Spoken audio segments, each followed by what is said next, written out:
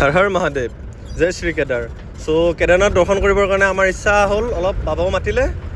চ' আমি আহি গ'লোঁ ৰেলৱে ষ্টেচন আপোনাৰ জাংচন ৰঙিয়ালৈ। চ' ইয়াতে চম্পক কৈলাশ আমি একেলগে টিকেটটো আমি কাটিলোঁ। এখন তেজছ এক্সপ্ৰেছ ত্ৰিপুৰা। এটা পাৱাৰ বেংক লৈ ল'লোঁ এইটো ফ্লিক্সৰ। চ' এইটো চলি যাব, আমাৰ বেকআপৰ কাৰণে লাগিব। চ' আমি ওলালোঁ মৰ্ণিং 3টা বজাত আমি ঘৰৰ পৰা ওলাইছোঁ। চ' আমাৰ বেগ গোটেই পেকিংবিলাক কৰি ল'লোঁ। এতিয়া ঘৰৰ পৰা যাম, ৰাতিপুৱা 3টা বজাত পূৰা বৰষুণ দিছে।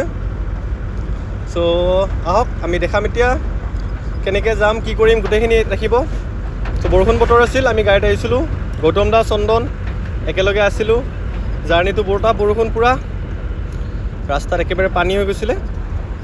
চ' ষ্টেচন আমি পালোঁ। ইয়াতে আমাৰ গোটেইকেইটা আমি ধুনীয়াকৈ আহি পালোঁ। চ' আমাক আগবঢ়াব আহিলে গৌতম দা আৰু চন্দন। চ' ইহঁতো আমাক অলপ টাইম ৰৈ দিলে। ইয়াতে চন্দন, গৌতম, চম্পক। চ' আমাৰ মনটো বহুত ভাল লাগি আছে, আমাৰ সপোন পূৰণ হ'ব। ছাতি এক্সট্ৰাকৈ লৈ আহিছে কৈলাশে। চ' আমি এতিয়া ৱেইট কৰিম অলপ টাইম। আমাৰ যিহেতু ট্ৰেইনখন আপোনাৰ ৰাতিপুৱা মৰ্ণিং আছিলে, এৰাউণ্ড 5 AM। চ' আহি গ'ল, অলপ টাইম আমি ৰখিলোঁ। চ' এইখন আপোনাৰ পূৰা য়েল্লো আৰু তেজছ এক্সপ্ৰেছ, এইখন ত্ৰিপুৰাৰ পৰা আহে। চ' আপোনাৰ আনন্দ বিহাৰ নিউ দিল্লী জাংচন। চ' ইয়ালৈ আপোনাৰ টাৰ্মিনেলটো লাষ্ট খতম হয়। আমি ইয়াতে উঠিলোঁ এতিয়া ধুনীয়াকৈ। চ' আমাৰ এইটো ৰুম আছিলে, আমাৰ আপাৰ বাৰ্থ লোৱাৰ এটাতে আমি গোটেই পৰিছিলোঁ কেবিনত। চ' ধুনীয়া লাগিছিলে, টাইমবিলাক আমাৰ ধুনীয়াকৈ গৈছে। চ' আমি ফুল এক্সাইটেড। ষ্টেচনত লগ পালোঁ আমি আমাৰ সহযাত্ৰী আছিল, সৰু বেবী দুটা। চ' ইহঁতৰ লগত একেলগে বহুতখিনি ধেমালি কৰিলোঁ। চ' আমি আনন্দ বিহাৰ পালোঁ ইয়াতে। চ' এইটো আমাৰ বাবেও প্ৰথম এক্সপিৰিয়েঞ্চ এইটো আমাৰ। চ' ইয়াতে এতিয়া ইয়াৰ পৰা আমি যাম ISBT আপোনাৰ নিউ দিল্লী আপোনাৰ। চ' বাছ ষ্টেণ্ডলৈ আমি গ'লোঁ। বাছ ষ্টেণ্ডলৈ যাবৰ কাৰণে আমি অটো ঠিক কৰিলোঁ। চ' অটোত আপোনাৰ ফেয়াৰ বহুত বেছি নলয়, আপোনাৰ 300-400 মানত পাই যাব আপোনালোকে। তাত বাহিৰত ৰখিয়ে থাকে। চ' দাদাৰ লগত অলপ কথা পাতিলোঁ, অটোৱালা দাদা আমাৰ। চ' এখেতে আমাক ৰাতি অলপমান লৈ গ'ল। চ' আমি অটোত এতিয়া বহিম, লগতে আপোনাক অলপ ভিউ দেখাই দিছোঁ এইটো দিল্লীৰ। ইয়াত টেম্পাৰেচাৰ বহুত হাই, এৰাউণ্ড 50 ডিগ্ৰী চেলচিয়াছ। চ' ইয়াৰ এইটো ডেমৰ ওপৰত গৈছে এইটো আপোনাৰ। চ' এইখন ব্ৰিজ কমপ্লিট আপোনাৰ তলত গোটেই মানে লেতেৰা বস্তুবিলাক যায়, তাৰ ওপৰত ব্ৰিজখন আছে। চ' আমি ইয়াৰ পৰা ধুনীয়াকৈ বাছ ষ্টেণ্ডলৈ যাম। চ' আমি বাছ ষ্টেণ্ড ইয়াতে পালোঁ। পোৱাৰ পিছত ইয়াতে আমি ভিতৰলৈ যাম, আপোনাক দেখাম কোনপিনেৰে যাব লাগে, বাছটো ক'ত পাব। চ' আমি তাৰ মাজৰে এটা ক্লিপ আমাৰো ৰাখি দিছোঁ আৰু মেমৰি হিচাপত। চ' ইয়াতে আপোনালোকৰ এইটো ভিউ, কোনফালেৰে যাব লাগে, ৱে টু মেট্ৰ' ষ্টেচন। তলত আপোনালোকৰ খোৱা বস্তু, লগতে হৰিদ্বাৰ, লগতে আপোনাৰ বেলেগ জেগাত যোৱা চৰকাৰী গভৰ্ণমেণ্টৰ বাছ পাই যাব। ফেয়াৰটো বহুত নমিনেল হয়, আপোনাৰ এৰাউণ্ড 400-500 তেনেকুৱা মানত আপোনাৰ পাই যাব হৰিদ্বাৰলৈ। চ' আমি এতিয়া এইখন বাছত উঠিছোঁ। ইয়াতে অলপ টাইম আমি ৱেইট কৰিছিলোঁ। আমি ৰাতি 10:30 মান হ'ব তেতিয়া। আমি ৰাতি খোৱাৰ প্লেন নকৰিলোঁ, কণ্টিনিউ গ'লোঁ। চ' এইখন বাছ আছিলে আমাৰ ইয়াতে বাছ ষ্টেচনত। ইয়াৰ পৰা আমি ধুনীয়াকৈ যাম। চ' বাছত উঠিলোঁ, যাত্ৰা আৰম্ভ হ'ল আমাৰ টু হৰিদ্বাৰ। চ' বহুত কম খৰচতে এইখিনি আমি প্লেন কৰিলোঁ, যাতে চবেই যাব পাৰে বাবা কেদাৰৰ ওচৰত মহাদেৱৰ দৰ্শন পাবলৈ। চ' ইয়াৰ পৰা আমি আহিলোঁ, ইয়াতে আমি বাছত উঠিলোঁ। উঠি ইয়াতে আপোনাৰ মই এইটো জাষ্ট দেখাই দিছোঁ আপোনালোকৰ কাৰণে, স্ক্ৰীনশ্বট লৈ চাব পাৰে। চ' 600 ৰুপিজকৈ আমাৰ পৰিছিলে বাছৰ ফেয়াৰটো। চ' আমি ইয়াতে ডাইৰেক্ট ইয়াত আহিলোঁ হৰিদ্বাৰৰ পৰা সোণপ্ৰয়াগ। চ' ইয়াৰ জাষ্ট ছাইডৰ ভিউবিলাক, নাজাৰাবিলাক বহুত ভাল লাগিছিলে। তাৰে এটা দুটা মই দেখালোঁ।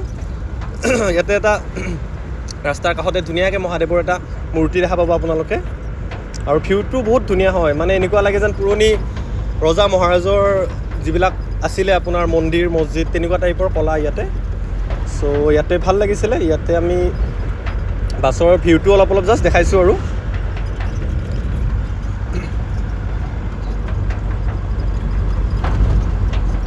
এইটো আমাৰ বাবা মহাদেৱ, এইটো মূৰ্তি বহুত ভাল লাগিলে। চ' আৰম্ভণিতে এইটো আপোনালোকে দেখা পাব ৰাস্তাৰ কাষতে। চ' আমি খিৰিকীৰে যিখিনি পাৰোঁ যিমানখিনি পাৰোঁ কেপচাৰ কৰিলোঁ আপোনালোককো দেখাবলৈ। এইটো অলপ জাষ্ট ট্ৰাই এটা। চ' ইয়াৰ ছাইডৰ ভিউবিলাক চাব আপুনি, মন্দিৰবিলাক ধুনীয়া হয়।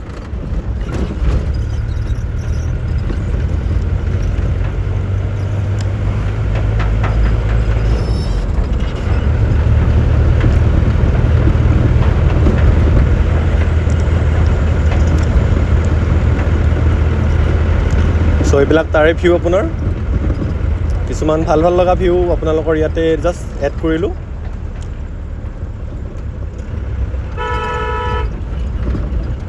চ' আমিও নিউ হয় ফাৰ্ষ্টবাৰৰ কাৰণে আহিছোঁ। চ' আমাৰ বাবেও নিউ এক্সপিৰিয়েঞ্চ, আপোনালোকেও আহিব পাৰে। বহুত বেছি আপোনাৰ খৰচা নাযায় বাৰু, মই গোটেইখিনি আপোনাক পিছত দেখাম কেনেকৈ ক'ত কেনেকৈ পাব কি।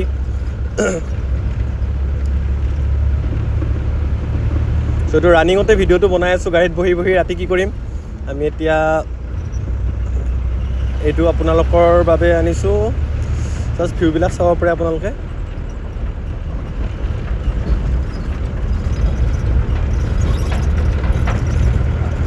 টেম্পাৰেচাৰটো ইয়াৰ পৰা আপোনালোকৰ ঠাণ্ডা অলপ ফিল কৰিব।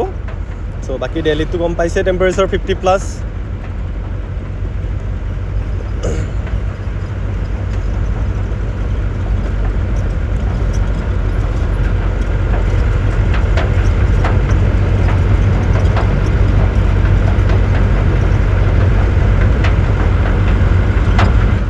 এইটো গংগা নদী, অলকানন্দ আৰু ভাগীৰথী যোনটো মিক্স হৈছিলে দেৱপ্ৰয়াগত, তাৰ পৰা আপোনাৰ এইটো মিক্স হৈ গংগা হৈ আহে।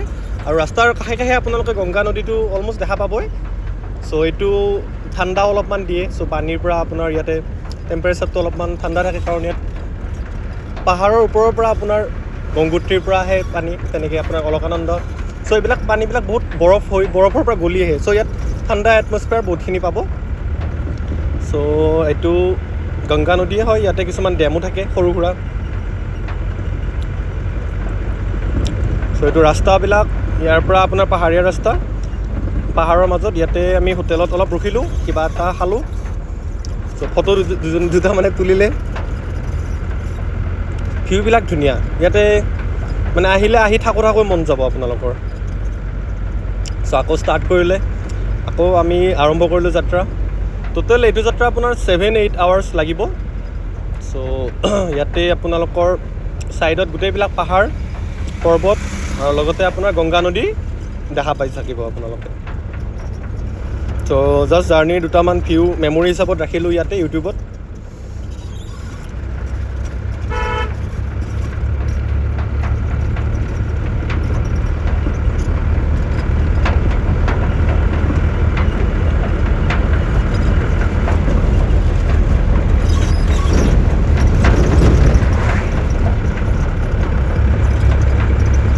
ৰাস্তা কিছুমান একেবাৰে সৰু ৰাস্তা, আৰু একেবাৰে ৰাস্তাৰ মানে কি আপোনাৰ নদীৰ কাষৰে পূৰা থিয় পাহাৰ পৰ্বত। আৰু চ' অলপ ৰিস্কো থাকে, অলপ বৰষুণ দিলে আপোনাৰ বহুত লেণ্ডশ্লাইড হয়। ওপৰৰ পৰা পাহাৰৰ শিল এনেকৈ কিছুমান বাগৰি পৰে ৰাস্তাত, কিছুমান সৰু সুৰা ব্লকেজো হ'ব পাৰে আপোনাৰ। চ' জুলাই মাহত আপোনাৰ অলপমান কম হয়। চ' ছেপ্টেম্বৰ অক্টোবৰ এনেকুৱা টাইমত আপোনাৰ বৰফ স্ন'ফল, লগতে আপোনাৰ স্ন'ফল আৰু লগতে আপোনাৰ ঠাণ্ডা যিটো টেম্পাৰেচাৰ বহুত ভাল হয়।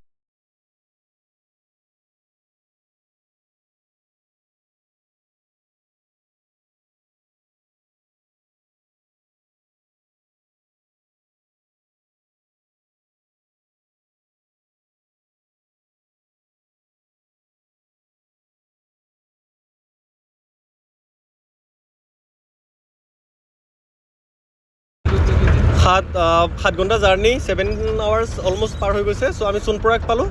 সোণপৰাগৰ পৰা কেদাৰনাথ যাম আমি। চ' ইয়াতে আমি হোটেল ল'ম, কাৰণ আমাৰ অলৰেডি 3 দিনৰ জাৰ্ণি কমপ্লিট। লগতে কেলকাতাত আপোনাৰ এক্সিডেণ্টৰ কাৰণে আমাৰ অলপ লেটো হৈছিলে ট্ৰেইনটো। চ' নেক্সট আহিলে আমাৰ ৰেজিষ্ট্ৰেশ্যনটো অনলাইনত আমাৰ নহ'ল বাৰু। চ' আমি অলপ টেনশ্যনো আছিলে যে ৰেজিষ্ট্ৰেশ্যনটো হ'বনে নাই, যাব পাৰিমনে নাই। তাৰপিছত তাতে অফলাইন ৰেজিষ্ট্ৰেশ্যন কৰিলোঁ, তাতে অনলি আধাৰ কাৰ্ডটো হ'লে হৈ যায়, একো তেনেকুৱা প্ৰব্লেম নাই। চ' আমি তাতে ৰেজিষ্ট্ৰেশ্যনটো ধুনীয়াকৈ কৰিলোঁ আমাৰ, কৰি কিনে এতিয়া হোটেল চাবৰ কাৰণে আমি অলপ আগলৈ আহিব লাগিব। চ' আমি অলপ তাৰ পৰা আপোনাৰ 900 মিটাৰ বা 1 কিলোমিটাৰমান হ'ব আগত। চ' সেইখিনি আমি খোজকাঢ়িলোৱে। চ' খোজকাঢ়ি কিনে আমি অলপ ট্ৰেকিং ষ্টাৰ্ট কৰিলোঁ। এইখিনি চালোঁ, লগতে আপোনাৰ মানুহবিলাকো আহি আছিলে তেতিয়া যাত্ৰী কৰি কিনে আপোনাৰ কেদাৰনাথ ধাম দৰ্শন কৰি আহিছে। চ' আমি এইখিনি খোজকাঢ়ি গ'লোঁ। ছাইডত আপোনাৰ গংগা নদীটো ইয়াতো আছে। চ' ইয়াতে আপোনালোকৰ আমি নেক্সট আহিব লাগিব তাৰ পৰা গৌৰীকুণ্ডৰ কাৰণে আপুনি অলপ আগত ধুনীয়াকৈ ষ্টেণ্ড পাই যাব। তাতে ট্ৰেকাৰ সৰু সৰু গাড়ী, বলেৰো তেনেকুৱা টাইপৰ গাড়ী পাই যাব। চ' তাতে আপোনাৰ মেক্সিমাম 50 ৰুপিজ ল'ব। চ' সেইখিনি ধুনীয়াকৈ আপোনালোকে যাব পাৰে, কিন্তু ৰাস্তাটো বহুত ঠেক হয়, কিন্তু ড্ৰাইভাৰ কেইজন বহুত এক্সিলেণ্ট হয়। তাৰপিছত আমি হোটেল এটা লৈ ল'লোঁ তাতে ৰাতি। হোটেলটো আপোনাৰ 3000 ধুনীয়াকৈ পাই যাব, ভাল ৰুমে পাব, 3জনমান থাকিব পাৰিব। আমি 3জন আছিলোঁ সেইদিনা ৰাতি। চ' খেল চলি আছিল সেইদিনা, আমাৰ কৈলাশ খেল চোৱাত ৰেডি, পূৰা একেবাৰে মানে খেলৰ কাৰণে প্ৰিয় আৰু ক্ৰিকেট পূৰা চালে সেইদিনা ৰাতি। তাৰপিছত আমি ধুনীয়াকৈ শুই কিনে নেক্সট ডে আমি ট্ৰেকিং ষ্টাৰ্ট কৰিম। চ' আজিৰ কাৰণে এইখিনিয়ে। বাকী ভিডিঅ'টোৰ বাকীখিনি নেক্সট ভিডিঅ'ত দি দিম বাৰু। Thank you, keep ৱাটছিং।